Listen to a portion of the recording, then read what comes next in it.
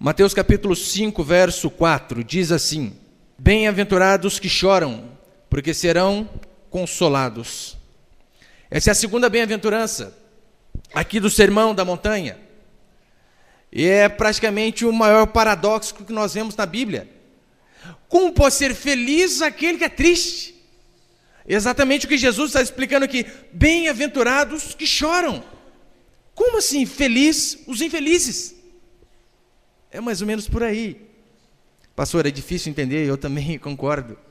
Difícil entender. E a palavra aqui, no Novo Testamento, que é usada para choram, é uma palavra que literalmente expressa muito dor, pranto, lamento. É você se entristecer de profunda tristeza que toma todo o seu ser.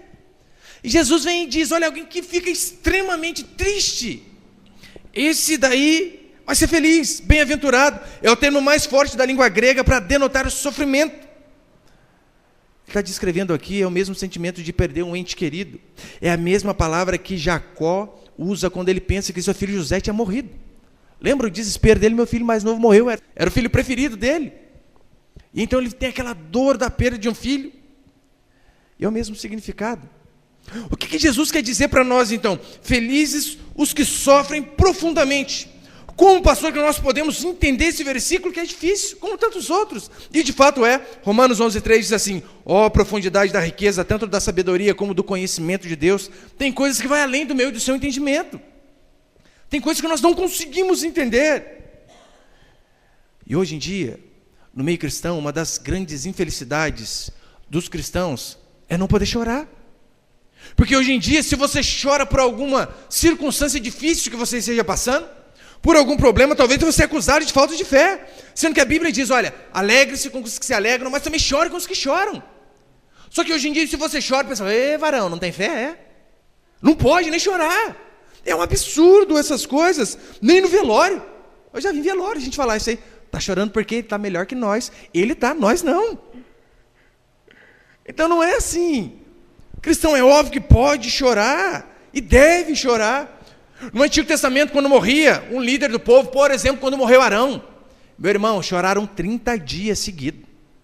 E de que eu morri, vocês choram bastante, viu? Morreu Arão, choraram 30 dias. Existia uma profissão, meu Deus do céu, de mulheres chamado carpideiras. Alguém sabe o que essas mulheres faziam? Carpideiras. Fala, Delfino. Mulheres contratadas para chorar nos velórios. Então não é errado chorar, era uma profissão. Às vezes morria alguém que não era bem quisto na sociedade, contratava umas mulheres lá, chora lá, porque ninguém vai chorar por ele. Vai dar, na verdade, é pulo de alegria. Então não tem problema chorar. Um dos menores, se não o menor versículo da Bíblia, Jesus chorou. Meu irmão, Jesus chorou e você não podemos chorar?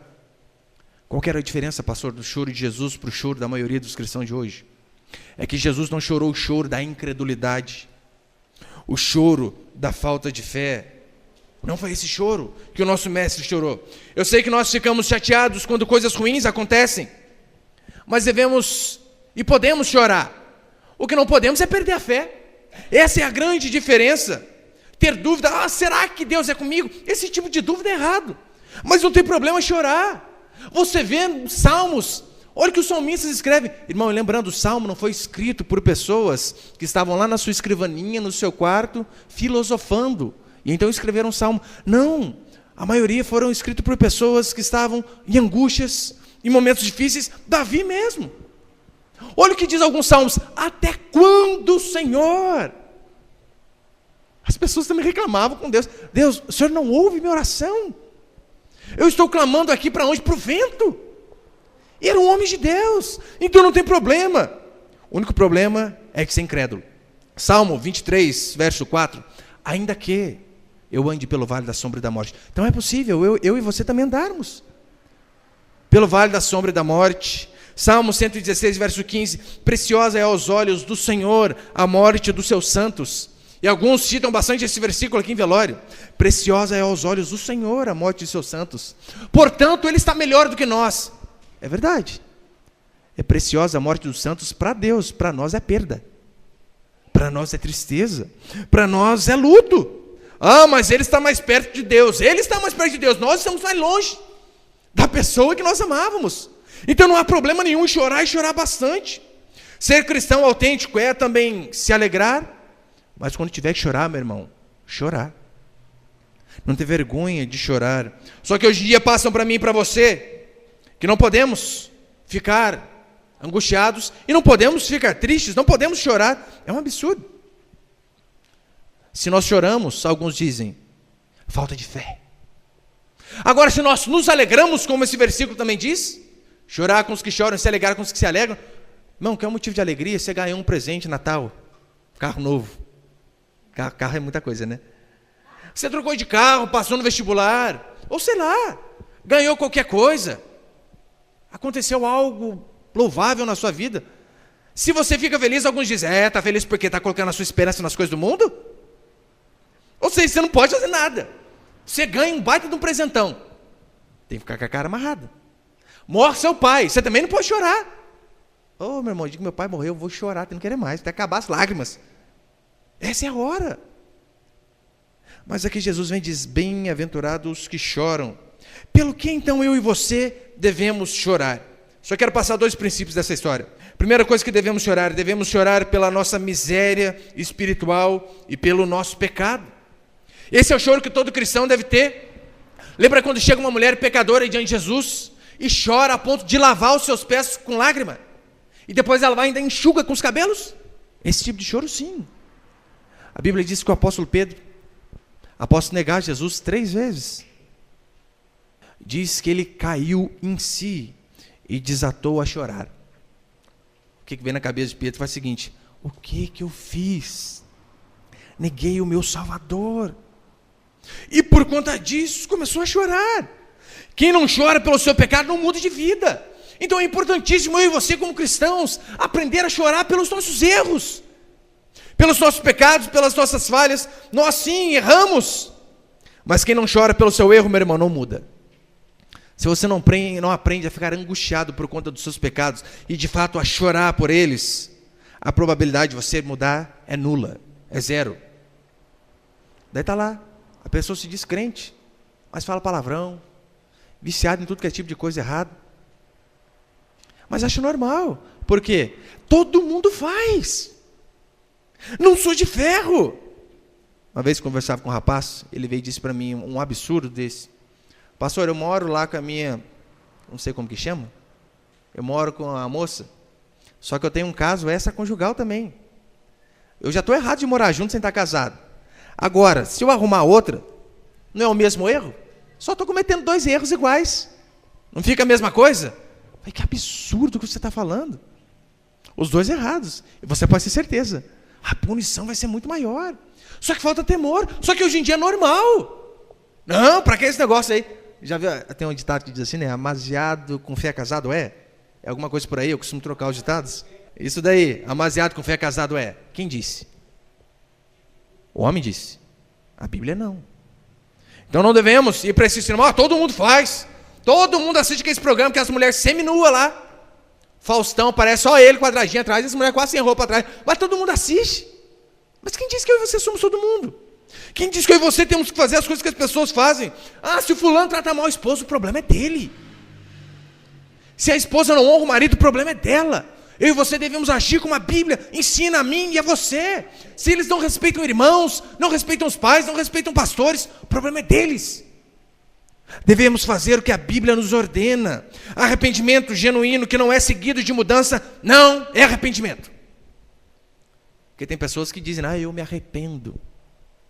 Mas o que prova que você se arrependeu, meu irmão, é mudança. Conta-se que uma vez o menininho chegou no pastor, ia confessar com o pastor, e chamou o amiguinho dele, o Zezinho foi confessar, e chamou o Joãozinho também. E o Zezinho chegou e disse, pastor, eu queria pedir perdão, porque eu errei ontem. É mesmo, Zezinho, o que você fez?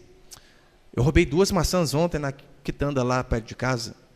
E na hora o Joãozinho do lado dele já deu um cotovelado no Zezinho. Mas calma aí, Zezinho, eu estava com você, você roubou 1 maçã só. Ele, não, estou pedindo perdão pelo que eu vou roubar amanhã. Ou seja, já estava pensando, premeditando todo o erro de novo. Isso não é arrependimento. Mas muitos fazem assim, Senhor, caí de novo, me perdoa, mas está lá na lama. Não se importa em levantar, em se lavar e seguir para frente. Não estou dizendo que arrependimento genuíno é seguido de perfeição, isso é heresia. Não tem como. 1 João diz que se dissermos que não temos pecado, a nós mesmos nos enganamos e a verdade não está em nós. Não quer dizer que se você se arrepender de um pecado, uma vez eu ouvi um homem dizendo isso aí, olha, a certeza que você se arrependeu de um pecado é que você nunca mais volta a cometê-lo. Isso é um absurdo. Isso é um erro. Porque se a pessoa erra de novo, ela vai pensar que ela não é crente, que Deus não está com ela. Mas uma coisa é fato. Se há um arrependimento genuíno, pelo menos o desejo de nunca mais errar, ele vai ter. Ainda que tropecemos, ainda que chegamos a cair no mesmo erro, e é possível. Somos seres humanos, somos falhos, mas todavia o desejo de sempre andar nos caminhos corretos, de não errar, deve sempre estar no meu e no seu coração. Arrependimento que não é seguido de mudança, não é arrependimento. Quando Israel estava em pecado, eles não só pediam perdão pelos seus pecados, mas também choravam. Lembra? Se vestiam de pano de saco, jogavam cinza na cabeça. Sinal de arrependimento. O filho pródigo saiu, gastou todo o dinheiro, toda a sua fortuna numa vida devassa. E lá na lama do pecado ele se arrependeu. E se arrependeu de verdade. Como que nós sabemos que ele se arrependeu de verdade? Porque ele voltou da onde que ele tinha saído. Ele voltou lá para o seu pai e disse: Pai, pequei contra os céus e contra ti, não sou digno de ser chamado teu filho. Me coloca aí como um funcionário da tua fazenda. Consegue ver arrependimento? Muitos se arrependem lá na lama. Só que continua. Ai, Senhor, caí de novo, mas está tão geladinha essa lama. E fica lá. Arrependimento é seguido de mudança. Davi, após o seu pecado, após o seu adultério, ele diz: Pai, pequei contra o Senhor. A mesma coisa. E mudou. Agora imagine se Davi diz: olha, peguei a mulher de fulano. Eu continuo pegando de novo, mulher do outro. Aquele lá tinha morrido, ficou para ele. Mas se ele diz: olha, pequei, adulterei. Mas se continua adulterando, então não houve arrependimento, coisa nenhuma. Davi foi despertado, meu irmão, através de uma historinha. Lembra quando chega Natã diante dele, o profeta, e diz: Rei, imagina o seguinte, um homem tem muitas ovelhas, e o fulaninho lá tem apenas uma. E um dia esse homem rico decide dar um churrasco, e pega a ovelha do vizinho. O que diz tal homem, ó rei? E olha a palavra de Davi: tal homem deve ser morto. Natã, muito homem de Deus, aponta o dedo na cara dele e diz: tu és o homem, ó rei. Com tantas mulheres, você pegou a de Urias, que só tinha uma. A diferença é que Davi não fez como muitos fazem. Herodes, após ser confrontado por João Batista, arrancou a cabeça de João Batista. Muitos faziam isso ao ser confrontados pelo profeta. Davi era homem segundo o coração de Deus, sabe por quê? Ouviu o seu pecado. Em vez de rasgar o homem no meio, o profeta rasgou o seu coração em arrependimento. E não fez mais aquilo que era errado.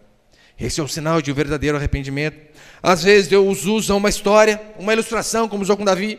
Às vezes usa uma circunstância. Às vezes usa uma morte, uma dificuldade, um problema, para que eu e você possamos enxergar que nós devemos chorar pelos nossos pecados e nos arrepender dia a dia. Assim como foi com Pedro. Com Pedro usou um galo, meu Deus, para que pudesse cantar no ouvido dele, para que ele então visse: o que eu estou fazendo? Eu preciso me consertar. Eu preciso me consertar. Quem é crente sempre tem motivo para chorar pelos seus pecados, porque nós somos imperfeitos. Não vai existir um dia, meu irmão, na face da terra, em que você vai chegar para orar e dizer: olha, hoje eu não preciso me arrepender. Não estou pecando mais. Não há essa possibilidade. A oração do crente começa com agradecimento, dizendo: as misericórdias do Senhor são a causa de não sermos consumidos, seguido pelo perdão. Senhor, me perdoa. Olha o que Davi diz: Senhor, tu me sondas e me conheces, vê se há em mim algum caminho mau. Davi, para ele, o pecado não era só algo externo, mas algo interno. Senhor, vê se há em mim algum caminho mau. Davi orava dessa forma: Senhor, vê se há em mim algum caminho mau. Eu oro diferente. Eu sei que tem em mim caminho mau. Então eu já oro: Senhor, mostra-me e dá-me a graça de conseguir mudar. E é assim que eu e você devemos fazer. O problema é que pecamos e achamos normal, porque hoje em dia vivemos num mundo depravado, perdido. Uma vez um pastor, meu irmão, chegou à nossa igreja e disse assim: pastor, aqui o pastor tem uma esposa só? Calma aí, não, onde você vive, criatura? Da onde você veio? Pastor. Absurdo. Todo mundo faz. Santidade hoje em dia, infelizmente, não faz parte de muitos crentes. Eu sei que quando nós ouvimos falar, fulano é santo, tendemos a idealizar alguém perfeito. Mas não santo significa separado. Todos nós somos santos, separados para Deus, separados do mundo. Quem são seus melhores amigos? São cristãos ou são ímpios? Se for ímpio, meu irmão, você precisa reavaliar o seu cristianismo. Ai, minha melhor amiga é fulana. Fulana é crente? Não, mas é gente boa demais. Porque hoje em dia, convenhamos, é moda ser gospel. Todo mundo diz que é gospel. Que fica mal falar que não tem religião.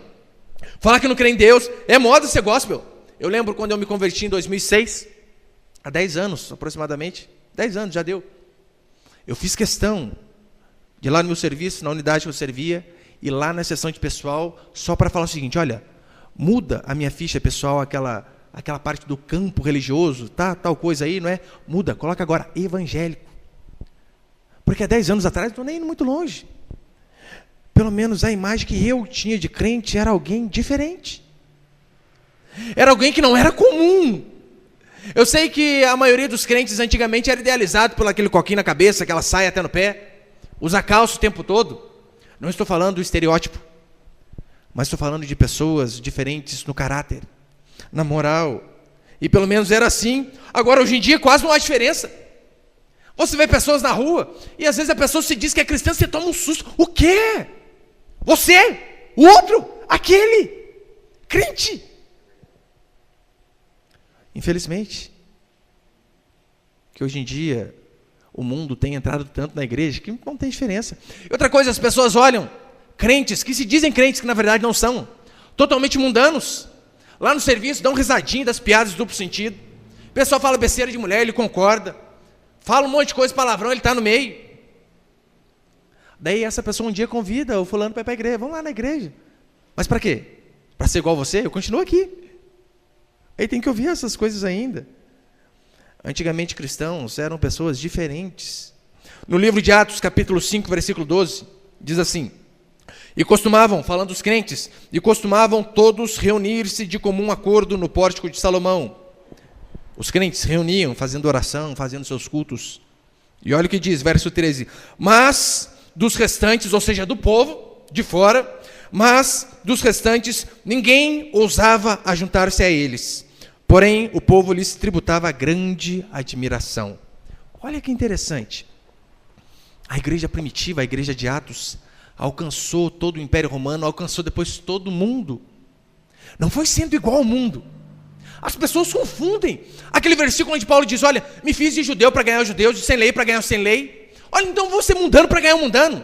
Meu irmão, se você quiser ganhar homossexual, e aí? Vai fazer o quê? As pessoas entendem errado. Muito pelo contrário. Os cristãos conseguiram dar o testemunho de Cristo sendo diferentes, não sendo convencionais, sendo fora do padrão mundano daquela época. Você imagina se o apóstolo Paulo, para ganhar os gregos lá de sua época, se ele fosse adorar a deusa Afrodite, que era cultuada com sexo no culto? Consegue imaginar o apóstolo Paulo fazendo esse tipo de aberração? Se o sal não salga, só serve para ser jogado no lixo.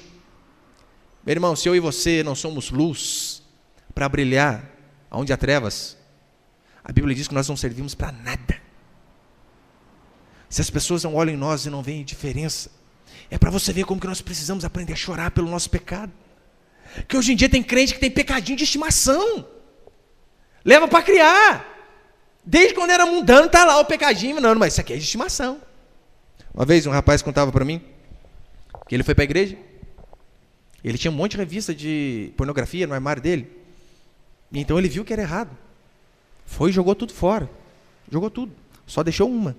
Essa daqui vai que eu não ache nunca mais, hein? Essa aqui eu vou guardar de recordação. Semana seguinte ele viu e falou: não tem como, não tem como negociar com o pecado, não tem como negociar, ou você é de Deus, ou você não é. Quer crescer, meu irmão, em Deus? Aprenda a chorar pelos seus pecados. Quer aprender a ser um marido melhor? Chore. diante de Deus?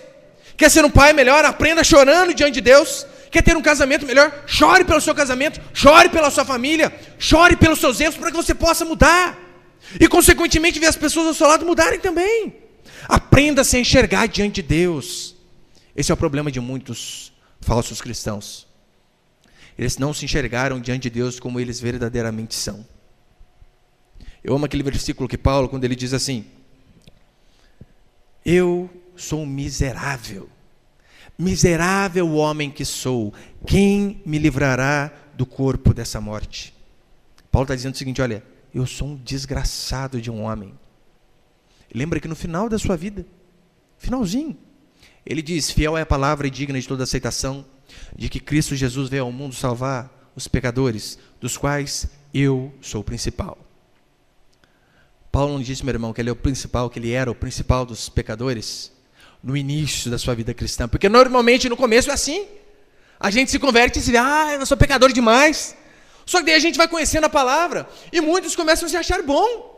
Uma vez eu lembro, estava na igreja orando, eu estava lá todo quebrantado, o pastor pediu: vem à frente, você que quer se arrepender, você que quer pegar firme com Deus, você que quer deixar as coisas que te atrapalham de servir a Deus de lado, vem aqui. Eu lembro que eu fui chorando, porque eu via que eu era pecador demais. Só que daí eu estou lá em lágrimas. Eu olho para o lado, tinha um irmão que eu conhecia, eu sabia por onde ele andava. Na hora, sabe o que eu pensei? Senhor, eu sei que eu sou pecador, mas esse daí ganha de mim, hein? Para você ver como o ser humano é podre. Às vezes o padrão de justiça dele é comparado com o vizinho. Comparado com o vizinho, ele pode ser bom, mas o nosso padrão de comparação é Deus. Só quem aprende a dizer: miserável homem que sou, pode dizer o que Paulo diz no final da sentença: mas graças a Deus por Jesus Cristo. Mas antes de dizer graças a Deus, primeiro é preciso dizer: miserável homem que sou. Davi chorava pelo seu pecado, mais do que pela consequência do seu pecado. Davi sabia que o pecado traz consequência. Trouxe guerra para sua família, destruição para sua família. Só que ele chorava mais ainda pelo pecado dele. Salmo 51, verso 3, ele diz assim: pois eu conheço as minhas transgressões e o meu pecado está sempre diante de mim. Olha, ele não diz: a consequência do meu pecado está sempre diante de mim. Mas o meu pecado, por mais que o pecado tenha consequência, ele sempre falava: Senhor, me livra do meu pecado. Pecado é o maior ato de ingratidão que um cristão pode cometer. Pecado é o maior ato de ingratidão que existe na vida de um cristão. Porque convenhamos, a Bíblia diz que eu e você nascemos em pecado. Todos, sem exceção. Que nós éramos aborrecedores, odiadores de Deus.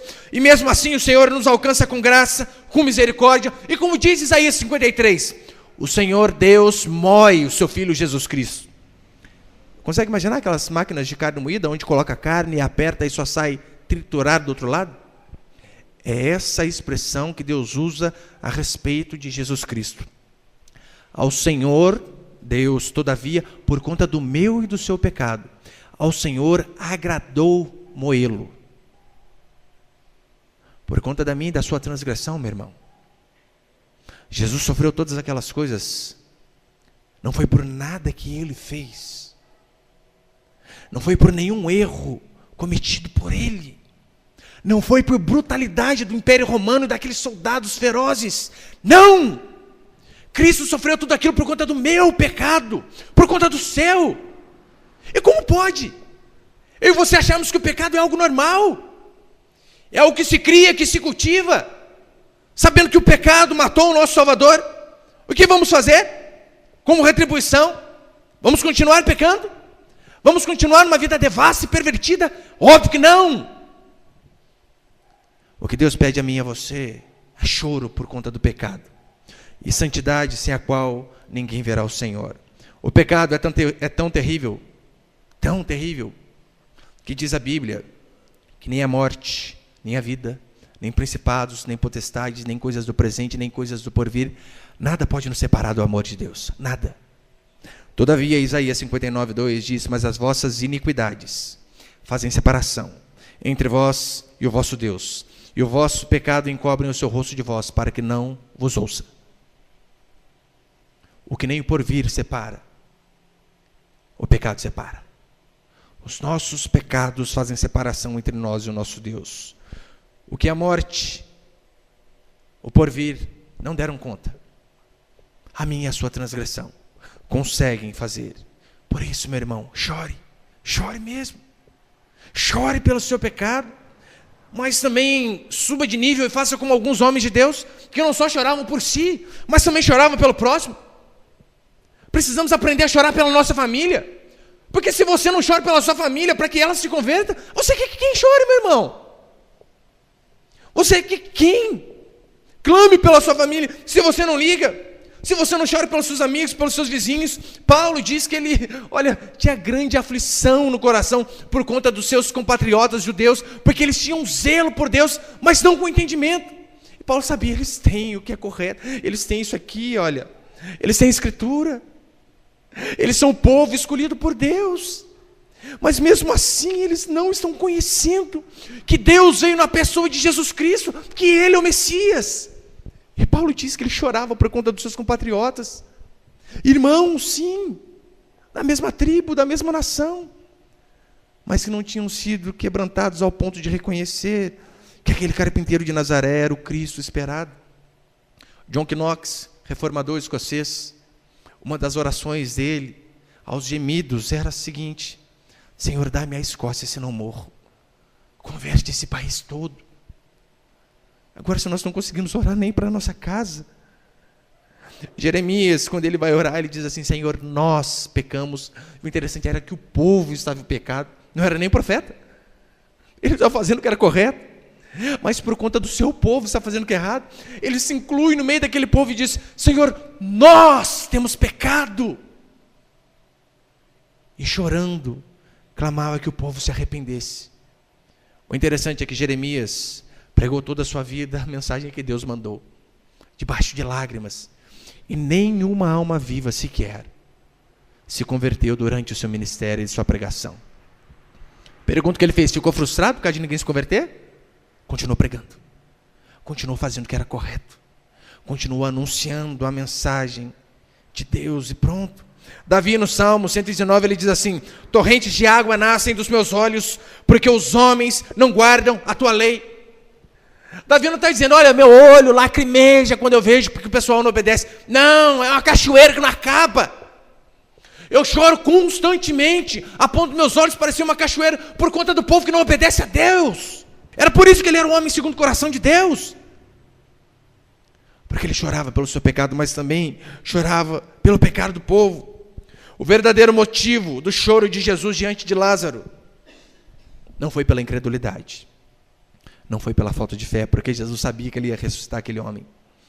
Mas o motivo do choro de Jesus foi porque ele sabia que Lázaro é seu amigo, e o pecado tinha invadido a vida do ser humano, a ponto de o destruir e levar o ser humano à morte. Era essa a causa do choro de Jesus diante de Lázaro. Mas para encerrar, segundo princípio, chore pelo que você valoriza. Chore pelo que você valoriza. Jesus, quando ele estava na cruz, umas mulheres estão ali diante dele, chorando. E olha o que Jesus diz: chorem, não por mim, mas chorem pelos seus filhos. Por mim não adianta mais, chorem pelos seus filhos. Eu pergunto a você, meu irmão, eu não sei se a sua família toda é cristã, a minha pelo menos não é. Mas se algo não move você, se a sua oração não move você, você quer que ela mova a Deus. Se você não consegue clamar por um filho que talvez saiu de você, para que Deus converta, se você não consegue chorar pelo seu casamento, pelo seu marido, pela sua esposa, pelas pessoas que estão próximas de você, você vai chorar por quem? Chore por aquilo que tem valor. Chore pelas coisas que são importantes para você. Chore por uma causa que talvez seja importante. Eu não estou dizendo apenas por pessoas. Tem algumas coisas que não tem problema, não. Às vezes é uma causa que nós queremos, assim como a Bíblia diz a respeito de Ana. Ana queria muito ter um filho. Meu irmão, antigamente filho era sinônimo da bênção de Deus. Quanto mais filhos a pessoa tinha, era mais sinal da bênção de Deus. Haja vista que uma das maldições que Deus dava para as mulheres, quando elas desobedeciam a Deus, era cerrar o ventre. E Ana não tinha filho. Mas a Bíblia diz que ela começou a chorar por conta dessa causa. a ponto dela ficar na igreja chorando, chorando, chorando, e o pastor, o sacerdote da época, chegar diante dela e dizer assim: aparta de ti este vinho, mulher. Você consegue imaginar a mulher orando na igreja? O pastor chega: bebeu muito, hein? Consegue nem falar. Ana disse para ele: não, meu senhor, eu estou com a alma angustiada diante do meu Senhor, a ponto de não ter mais palavras. Você já chegou nesse ponto? De querer tanto uma coisa que...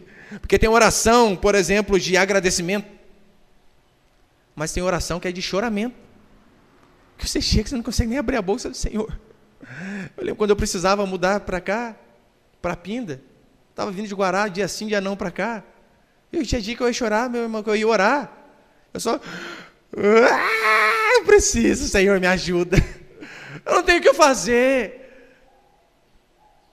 Chora, e chora, e chora.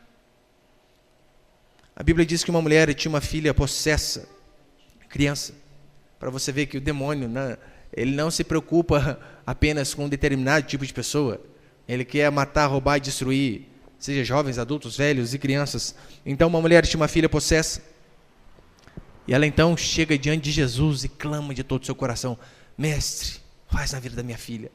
O interessante é que Jesus olha para ela e diz: não convém tirar os pães dos filhos e dar para os cachorrinhos. Se você escuta isso aqui na igreja, meu irmão, você vem que pede uma oração, fala: não convém orar para você, tem que orar para os irmãos da igreja. Mas vamos colocar que eu fale assim: não convém orar para os cachorrinhos. Você sai daqui tacando a cadeira na minha cabeça. O interessante é que essa mulher ouviu essa sentença do mestre: não convém tirar dos filhos e dar para os cachorrinhos. Tinha motivo para sair dela brava. Sabe o que ela fez? Se dobrou ainda mais. Disse: Senhor, até os cachorrinhos comem das migalhas que caem debaixo das mesas dos seus senhores. E a Bíblia diz que após ela proferir essa sentença, que Jesus: grande é a tua fé. Você consegue imaginar, meu irmão, Jesus tomando um susto? Foi literalmente isso que aconteceu. Tamanha era a fé daquela mulher, tamanho o tanto que ela queria. Por isso ela foi atrás da filha dela. Por isso aquela mulher do fluxo de sangue, mesmo sendo escadavérica e há anos, com aquele fluxo contínuo, ela foi. Eu e você não podemos, meu irmão, acostumar com vida ruim. Às vezes temos que aprender a dizer basta. Basta. E clamar, e chorar, e buscar a Deus de todo o nosso coração. Bem-aventurados que choram, porque esses é que serão consolados. Salmo 30, verso 5. Ao anoitecer pode vir o choro, mas a alegria vem pela manhã.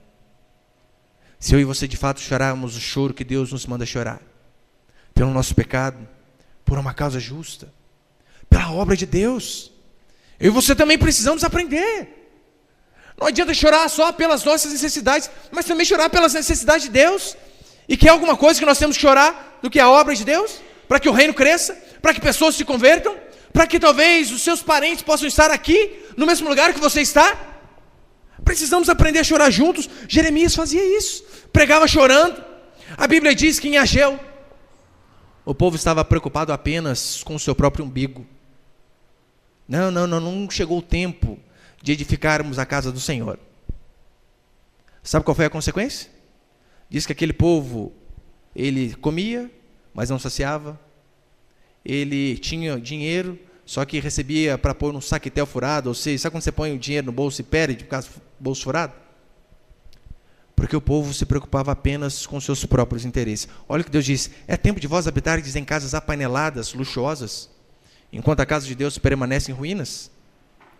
Aí Deus exorta o povo a trabalhar, sim, por si. Eu e você devemos trabalhar com afinco, com dedicação, todavia sem esquecer de chorarmos pelas causas do Senhor.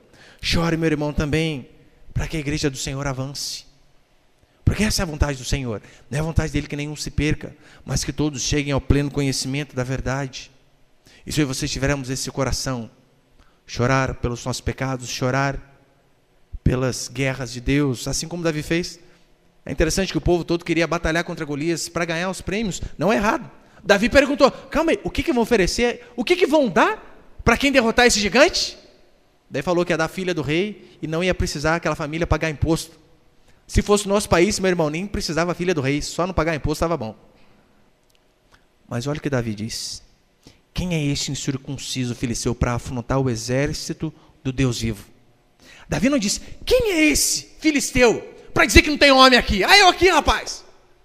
Não, olha Davi, quem é esse filisteu para afrontar o meu Deus? Se preocupou com a causa de Deus e consequentemente obteve a vitória. E assim também será comigo e com você. Chorarmos pelos nossos pecados, chorarmos pela causa de Deus e pelas coisas que são importantes para nós. E a certeza de que o consolo do Senhor virá sobre a minha e sobre a sua vida. Amém, meus irmãos? Você pode ficar de pé, por favor?